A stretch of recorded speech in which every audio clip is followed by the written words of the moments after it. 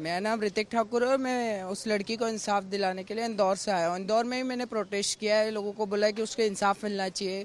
हमारे कानून व्यवस्था को बदलने की आवश्यकता है, संविधान को बदलने की आवश्यकता है ताकि इमीडिएटली काम हो, इतना वक्त ना लगे। और अगर जो भी स्टाफ रूम है उन्हें ये सब पता होने के बाद भी सब चुप्पी है और उसके घर वालों को ये बता दिया जाता है कि उसने सुसाइड किया है, बल्कि उसके साथ मर्डर और उसके साथ गैंग रेप होता है। और उसके साथ इतनी दरिंदगी के साथ, मतलब उसका चश्मा फोड़ के उसके आँख में, मतलब इतना सब कुछ होने के बावजूद भी आज हमारा प्रशासन चुप रहता है। और देश का कानून मतलब इतना लो है कि आज उसके साथ लड़की को इंसाफ नहीं मिलता। इतने लोग प्रोटेस्ट करने के बाद भी आज उसे इंसाफ नहीं मिल रहा है, तो उसे इंसाफ मिलना चाहिए।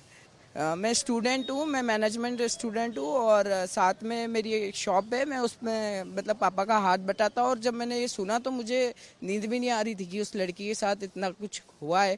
आज हमारी देश की बेटियां हैं, उनके साथ भी ऐसा कुछ हो सकता है, तो ये सब बदलने की आवश्यकता है।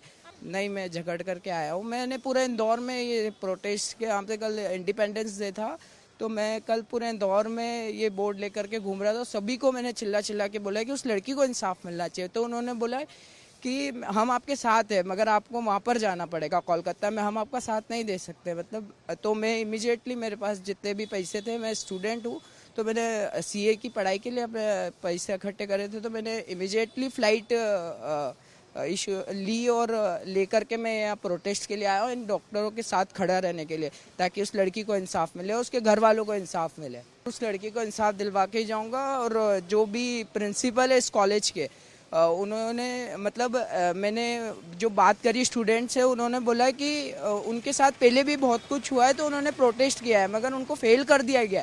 तो उस प्रिंसिपल को सजा क्यों नहीं होती उसे? और वो बोल रहे हैं कि वो प्रिंसिपल बार बार छूट करके बाहर आ जाता है। नहीं, उन्हें नहीं पता, वो तो ढूंढ रहे हैं, मगर बहुत सारे लोगों ने उन्हें बता दिया कि वो कोलकाता गए हैं।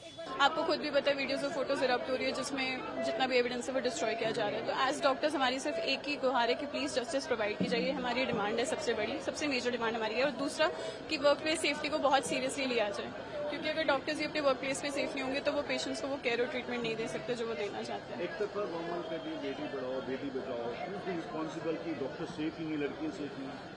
ये सवाल तो मैं आप सबसे भी पूछ सकती हूँ। गवर्नमेंट कहती है, तो आप गवर्नमेंट को कहेंगे, एक तरफ को बड़े बड़े मैसेज दे रहे थे कि बेटी पढ़ाओ बेटी बचाओ, तो दूसरी बेटी पढ़ रही है वो सेफ नहीं है, रेप हो रहे हैं। अभी तक कोई रिजल्ट नहीं आया, तो क्या रिस्पॉन्सिबल समझते हो?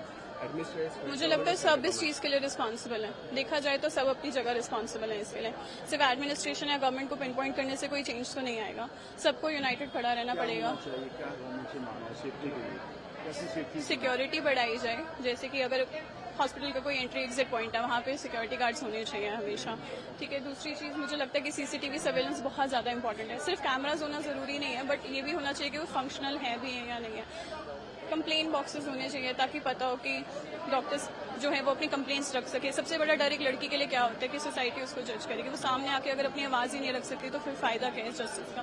सो हमारा मेन डिमांड तो ये है कि हमें वो आवाज़ प्रोवाइड की जाए जिसके थ्रू हम एक्चुअली अपनी जो रिक्वायरमेंट्स हैं उनको सामने रख सकें।